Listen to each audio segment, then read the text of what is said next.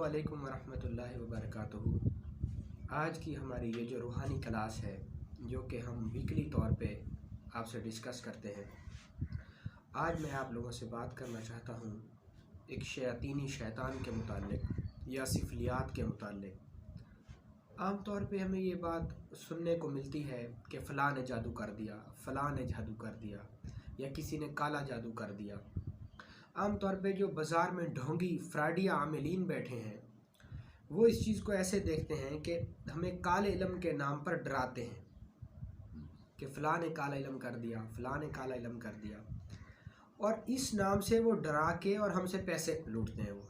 क्योंकि दरअसल इंसान पर जो खौफ है ना, खौफ वो गालिब है, और खौफ की इतनी अहमियत है कि अल्लाह रब्बुल इज़्ज़त ने फरमाया कि तुम खौफ भी सिर्फ़ अपने दिल में मेरा ही रखो, यानी डरो तो सिर्फ़ अल्लाह से और किसी चीज़ से ना डरो। तो क्योंकि इंसान की तबीयत में खौफ गालिब है, तो इस वजह से कुछ लोग सिफलियात का झांसा देकर या काले इल्म से डराकर लोगों को आम तौर पे बता देते हैं कि आपके ऊपर काला जादू किया गया है, सिफली जादू किया गया है।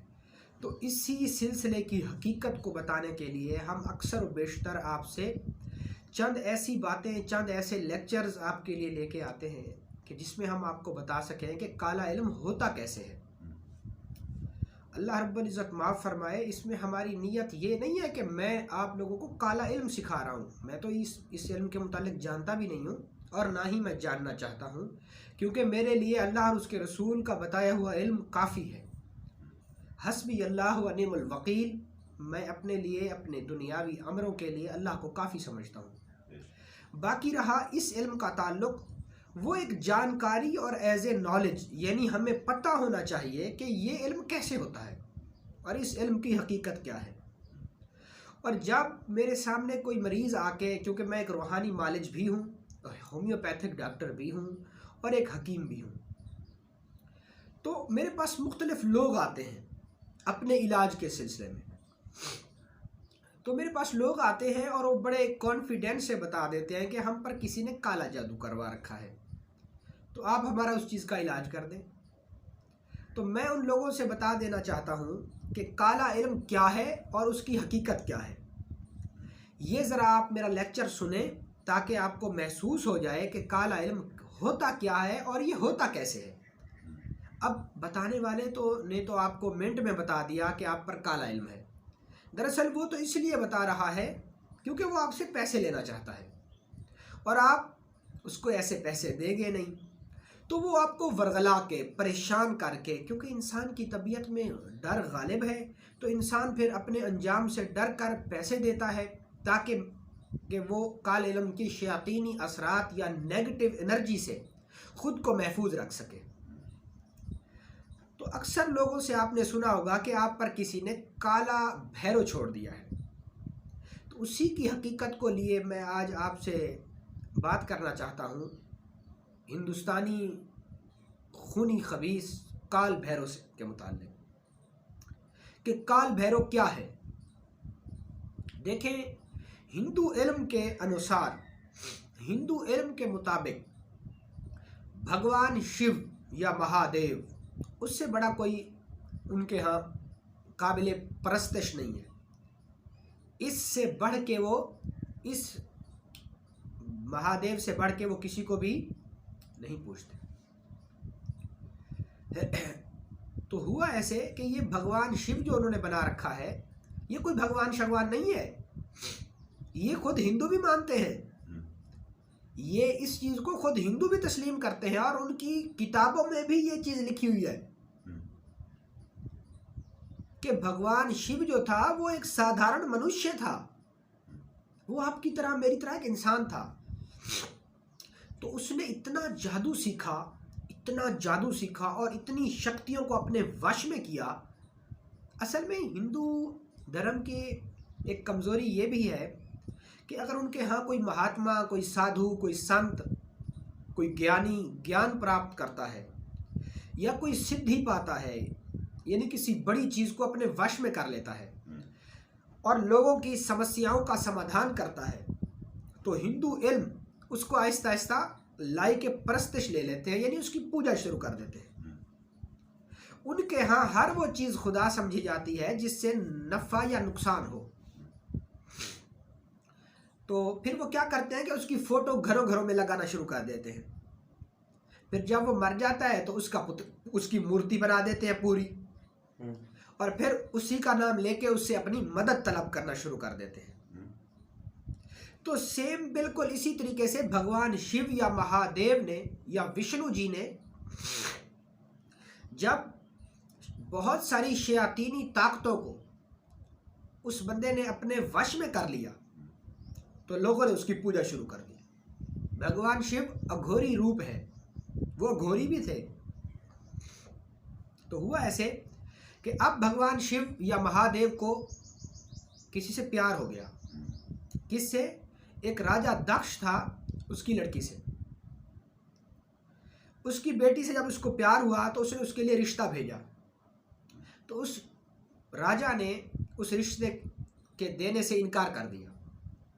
जब उसने इनकार किया कि मैं एक अघोरी को, एक शयातीनी पूजा करने पाठ करने वाले बंदे को अपनी बेटी का रिश्ता नहीं दूंगा, तो इसने ऐसा जादू किया, अपनी शक्ति के साथ उस बच्ची को अपने वश में कर लिया, उस पर विशीकरण कर दिया। आगे चल के मैं आपको बताऊंगा कि विशीकरण क्या है और ये कैसे होता है और हिंदू इल्म में इसकी क्या अहमियत है। तो हुआ ऐसे कि वो लड़की भगवान शिव के इश्क में फंस गई और उसने अपने बाप को बेबस करके वहां पर अपनी शादी करवा ली। जब भगवान शिव की सती से शादी हो गई, उसका नाम सती था उस लड़की का। तो जब शादी हो गई, तो जब शादी हुई तो बादशाह ने कहा कि तुम मेरे घर से निकल जाओ, अब मेरे घर ना आया करो। यानी वो नाराज होकर उसने शादी की अपनी बेटी की। तो फिर क्या हुआ, एक दिन उसी राजा के महल में जैसे हम मुसलमान लोग मेलाद करते हैं, अल्लाह और उसके रसूल के नाम के तराने गाते हैं, अल्लाह की हम्द सना बयान करते हैं, जिसको महफिल कह ले, अहले तशी हजरात करते हैं तो उसको मजलिस कह ले, अगर देवबंद हजरात या दूसरे मकतब फ़िक्र के करते हैं तो उसे जलसा कह ले या महफिल कह ले या कॉन्फ्रेंस कह ले। तो इसी तरीके से वो लोग यज्ञ हवन करते हैं, क्योंकि वो आग को खुदा मानते हैं, आग की पूजा करते हैं। तो वो फिर आग जला के और कुछ खास किस्म के मंत्र जंतर और कुछ चीज़ें आग में डालकर कुछ पढ़ाई करके और खुदा से या देवी देवता की मूर्ति को सामने रख के उनका आवाहन करते हैं और उनसे मदद तलब करते हैं, जो कि कुफ्र है, हमारे इस्लाम के तहत शिर्क है, गुनाह है। तो वो ये करते हैं। तो भगवान शिव के जो ससुर थे ना, वो जो राजा थे, तो उसने एक यज्ञ हवन करवाने के लिए बहुत सारे इंडिया के, हिंदुस्तान के पुजारियों को बुलवाया। तो 108 पुजारी बुलाए गए। तो भगवान शिव जो था, उसकी बीवी ने उसे कहा कि हम भी चलते हैं। तो उसने बोला कि तुम्हारे वालिद ने हमें तो बुलाया नहीं, तो हम कैसे जाएं। दरअसल ये मैं सारी चीज़ें आपको इसलिए बता रहा हूँ कि आपको पूरी कथा का पता चले, इस पूरी कहानी का। तो ऐसे हुआ कि बगैर बुलाए सती, उस राजा की बेटी, भगवान शिव को लेके अपने बाप के घर चली गई। जब वो वहाँ गई तो सब उनको देख के नाराज़ होने लग गए और उसके शौहर यानी भगवान शिव को बुरा भला कहा कि तुम इसे क्यों ले आई हो। तो इसके रिएक्शन पर सती, जो कि उसी राजा की बेटी थी, वो बड़ा हवन कुंड जल रहा था जिसमें काफ़ी लकड़ियों का अलाव जल रहा था। तो क्रोध में आके, गुस्से में आके उसने उसी जलती हुई आग में छलांग लगा दी। सती कहते हैं कि खुद को जला देना जिंदा हालत में। तो जब वो जलती हुई आग में गई तो उसका सारा जिस्म जल गया। जब जिस्म उसका जल गया तो भगवान शिव के पास आग की सिद्धि थी, तो इसने आग में कूद के आग को ठंडा किया और वहां से उस मुर्दा लाश को निकाल लिया। जब इसने उस औरत की मुर्दा लाश निकाल ली तो अब ये उसके इश्क में पागल हो गया और रोने लग गया और पूरी ज़मीन का चक्कर लगाया, पूरी ज़मीन का, पूरी सृष्टि का चक्कर लगाया उस लाश को उठाए हुए। अब घूमता रहा और रो रहा। तो हिंदुओं के धर्म में एक भगवान हुए हैं, एक खुदा हुए हैं माज़अल्लाह, विष्णु। तो उसने कहा कि ये तो पागल हो गया एक औरत के पीछे, तो इसका क्या बनेगा। तो उसने ऐसा किया कि उसके हाथ में एक शैतानी शक्ति थी, एक ताकत थी, उसका प्रयोग करके उसने उस औरत के टुकड़े टुकड़े कर दिए कि इसका जिस्म जब बाकी नहीं रहेगा तो भगवान शिव जो रो रहा है ना, तो ये खुद ब खुद शांत हो जाएगा, ये खुद ब खुद चुप हो जाएगा। तो उसने अपनी शक्ति की वजह से, अपनी शक्ति से उस औरत के जिस्म के टुकड़े टुकड़े कर दिए, और वो टुकड़े जो हुए वो 52 टुकड़े हुए, 52 टुकड़े हुए, और वो टुकड़े मुख्तलिफ जगहों पर घिरे। और हिंदू इल्म के अनुसार, हिंदू इल्म के मुताबिक जहाँ जहाँ वो टुकड़े घिरे तो वहाँ वहाँ पे माता के मंदिर बन गए, वहाँ वहाँ पे माता के मंदिर बन गए। और हर मंदिर के साथ एक एक भैरव पैदा किया गया। भैरव भी उसी भगवान शिव का ही एक रूप है। तो हर मंदिर के साथ एक एक भैरव पैदा किया गया जो कि उस मंदिर की, उस माता के रक्षा पीठ की हिफाजत करता था। तो इस तरीके से 52 भैरव पैदा हुए, 52 भैरव पैदा हुए। 52 भैरव पर फिर 8 भैरव और पैदा किए गए। उस शयातीनी शक्ति से 8 भैरव फिर और प्रकट हुए और जाहिर हुए, जो कि वो 8 भैरव जो हैं, वो 8 भैरव उन 52 भैरव पर कंट्रोल हासिल करते हैं। वो जो 8 भैरव हैं उनमें काल भैरव, कपाल भैरव, अष्ट भैरव, सिंघार भैरव, इस तरह से बहुत से 8 नाम हैं उनके। तो ये 52 भैरव, इनको आमेलीन जगाते हैं, जो काला इल्म करते हैं, सिफलियात का इल्म करते हैं, वो इन 52 भैरव को की सिद्धि करते हैं। उनका क्या काम होता है, दरअसल वो करते ऐसा है कि वो सबसे पहले जाके उन जो 8 भैरव हैं, जो कि शक्तिशाली भैरव हैं, जो कि बहुत ज़्यादा पावरफुल है, जिनके नीचे फिर 52 भैरव और हैं, तो उन भैरव को जाकर वो जगाते हैं। जब वो शयातीनी कुव्वतें, वो 8 भैरव 1 बाय 1 यानी एक एक की सिद्धि होती है, उन एक एक को वो जगाते हैं। जब वो शयातीनी उस कुव्वत को, उस इस्तखराजी कुव्वत को वो जगा लेते हैं, तो फिर वो क्या करते हैं, फिर वो ये करते हैं कि फिर उनको, सबसे पहले तो मैं आपको ये बताना चाहता हूँ यहाँ पर कि उनको वो जगाते कैसे हैं, उनको अपने मुसख्खर कैसे करते हैं। उसके लिए वो ऐसा करते हैं कि एक तो वो अपनी खुद की इस्तखराजी कुव्वत को जगाते हैं मशकों के ज़रिए, ध्यान योग के ज़रिए, मेडिटेशन के ज़रिए, वो पहले ही जगा चुके होते हैं। जैसे हम अमलियात में या रूहानियत में कदम रखने से पहले मेडिटेशन या मशकें करते हैं ताकि हम उस अजीब दुनिया को देख सकें, तो वो भी ध्यान का सहारा लेते हैं ताकि वो उस दुनिया को देख सकें। यहाँ पे वो ऐसे करते हैं कि इन सब भैरव की मुख्तलिफ तस्वीरें आती हैं, तो वो तस्वीरें लेके वो सामने रख देते हैं, और सामने रख के एक बंद कमरा जिसमें सारा काला रंग किया हो, सारा टोटल वो काला रंग कर देते हैं, हर तरफ से उसको काला पेंट कर देते हैं। जब वो काला पेंट कर लेते हैं तो फिर वो खुद काले कपड़े पहनते हैं और अपने चेहरे पर भी सारी कालक मल देते हैं और अपने सर पर कोई कपड़ा नहीं बांधते। फिर वो थोड़ा सा शराब लेते हैं और शराब के साथ काफूर लेते हैं, कुछ जायफल लेते हैं और 2 अदद लौंग लेते हैं, और इसके अलावा काले तिल लेते हैं और काला इतर लेते हैं, और उसके बाद एक दिया जो कि भैंस के घी का जलाते हैं। अच्छा, यहाँ पे अब मैं आपको बताता चलूँ कि वो भैंस के घी का दिया क्यों जलाते हैं, वो गाय के घी का दिया क्यों नहीं जलाते।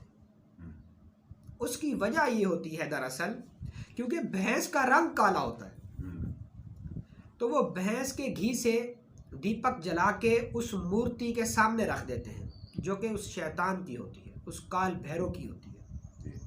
तो फिर वो जो भी उसकी सिद्धि के मंत्र वगैरह होते हैं उनको पढ़ते हैं।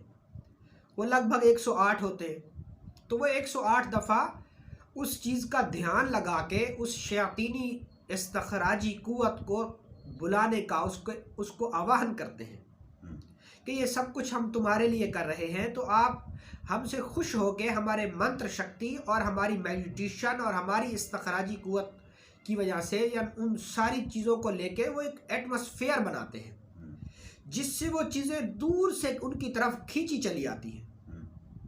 तो जब वो चीज़ जाहिर होती है तो अब मैं आपको बताता हूँ कि भैरव की शक्ल क्या है। हिंदी में भैरव कुत्ते को भी कहते हैं, कुत्ते को। बाज़ औकात जो भैरव आता है ना, वो कुत्ते की शक्ल में आता है, काले स्याह रंग के कुत्ते की शक्ल में, खौफनाक काला स्याह कुत्ता। जमीन फटेगी और जमीन से बाहर निकलेगा और वो आपके सामने आके खड़ा हो जाएगा। तो फिर आमिल उसको देने के लिए खीर बना के रखते हैं, दूध की खीर। उसको वो उसके सामने रख देते हैं तो वो सारा उठा के वो खा जाता है। फिर उसको शराब भी देते हैं तो वो शराब भी पीता है। शराब पीने के बाद फिर वो आमिल से मुआहदा करता है कि मैं ये चीज़ें लूँगा और आपके हर गलत काम को सर अंजाम दूंगा। और उसका हुलिया एक तो कुत्ते की शक्ल में हो गया। अब इसके अलावा भी भैरव की और भी बहुत सारी शक्लें हैं। मिसाल के तौर पे वो इंसानी शक्ल में भी आता है, एक लंबा इंसान जिसका पूरे वजूद पर काले स्याह बाल होंगे और वो उसका पूरा जिस्म काला स्याह होगा और उसकी शक्ल भी काली होगी और एकदम उसकी सुर्ख लाल आंखें होंगी और आंखों से आग निकल रही होगी। उसके हाथ में भी कड़े होंगे लोहे के, पाँव में भी कड़े होंगे लोहे के और उसके एक हाथ में तलवार होगी, दूसरे हाथ में कोई और चीज़ होगी। तो ये हुलिया है काल भैरव का या उस खूनी खबीस शयातीनी ताकत का। तो जब वो आमिल के सामने आता है तो वो मुआहदा करता है। अच्छा, ये जो सिद्धि होती है काल भैरव की, ये जो सिफलियात के लोग, शयातीनी लोग या अहले हुन्ज़ या जो खबीस को इन शयातीनी कुव्वतों को, इन इस्तखराजी कुव्वतों को तस्खीर करते हैं, या अघोरी लोग होते हैं या साधु संत होते हैं या हिंदू लोग होते हैं, तो वो 40 दिन तक इसकी सिद्धि करते हैं। 40 दिन तक मुसलसल रोज़ वो यही काम करते हैं। अच्छा, वो जो लौंग होगा, पान का पत्ता होगा, जायफल होगा, काफूर होगा, शराब होगा, वो फिर आग जला के उसी की तस्वीर के सामने वो सब कुछ उसी में डाल देंगे। क्योंकि हिंदू ये समझते हैं ये जो आग है ये भगवान का मुंह है, माज़अल्लाह ये खुदा का मुंह है। तो वो कहते हैं कि हम हर चीज़ खुदा के मुंह में डाल रहे हैं, उसमें जला रहे हैं कि ये सब कुछ खुदा के पास जा रहा है जल के। जब वो मुर्दे को जलाते हैं तो वो भी यही सोचते हैं कि ये मुर्दा जल के खुदा तक जा रहा है। जैसे हम कहते हैं कि इन्ना लिल्लाहि व इन्ना इलैहि राजिऊन, तो वो भी ऐसे कहते हैं। हम कहते हैं कि अल्लाह की अमानत थी तो अल्लाह के पास वापस चली गई, तो वो भी यही कहते हैं। ये जो काल भैरव है वो ये समझते हैं कि ये काल भैरव, ये जो शैतानी शक्ति है, इसको खुश करने के लिए वो आग जलाते हैं और आग में वो सारी चीज़ें उठा के डाल देते हैं और 40 दिन तक इसकी रियाजत करते हैं, तब जाके ये उनके सामने जाहिर होता है, ये खूनी खबीस काल भैरव। और ये बहुत ही खतरनाक चीज़ होती है हिंदू इल्म में, और ये बहुत जल्दी जाके किसी भी बंदे की तलाक करा देता है, किसी भी घर को वीरान कर देता है, किसी भी इंसान पर मरण क्रिया कर सकता है, उसको उच्चाटन कर सकता है, यानी किसी का दिल किसी से उच्चाटन कर देना, यानी कि दो शख्सों के दरमियान नफरत करा देना, यानी जितने भी शयातीनी काम होते हैं, बुरे काम होते हैं, उन सब को ये आन की आन में कर सकता है। इसके पास ऐसी शयातीनी ताकत होती है। और आमिल जब एक भैरव को ताबे कर लेता है फिर वो दूसरे भैरव की सिद्धि करता है। दूसरे भैरव की सिद्धि कभी वो कामयाबी से नहीं कर सकता जब तक वो पहले भैरव की सिद्धि ना करे। सबसे पहले काल भैरव की सिद्धि की जाती है, जिसमें सारी चीज़ें काली होती हैं और शराब का भी इस्तेमाल किया जाता है, गोश्त का भी इस्तेमाल किया जाता है और मुख्तलिफ पूजा पाठ के हवन किए जाते हैं, आग जलाई जाती है और कुफ्र शिर्क की तारीकी में पूरी तरह डूब के इस खूनी खबीस काल भैरव को जाहिर किया जाता है। जब ये 8 काल भैरव की सिद्धि मुकम्मल हो जाती है तो फिर वो 52 भैरव खुद ब खुद तस्खीर हो जाते हैं। तो अब आप खुद अंदाज़ा लगा लें कि शयातीनी लोग, सिफलियात के माहिरीन लोग कैसे इन शयातीनी ताकतों को जगाते हैं, और इतनी मेहनत और इतनी कठिन मेहनत करके फिर वो इन चीज़ों को जगा पाते हैं, इन इस्तखराजी कुव्वतों को वो जगा पाते हैं। और हमारे यहाँ आमतौर पे, हमारे यहाँ जो बाज़ार में पीर बैठे हैं, मार्केट में आमिलीन बैठे हैं, वो मिनट में हमें बता देते हैं कि आप पर काल भैरव किसी ने छोड़ा हुआ है। तो ऐसा नहीं है।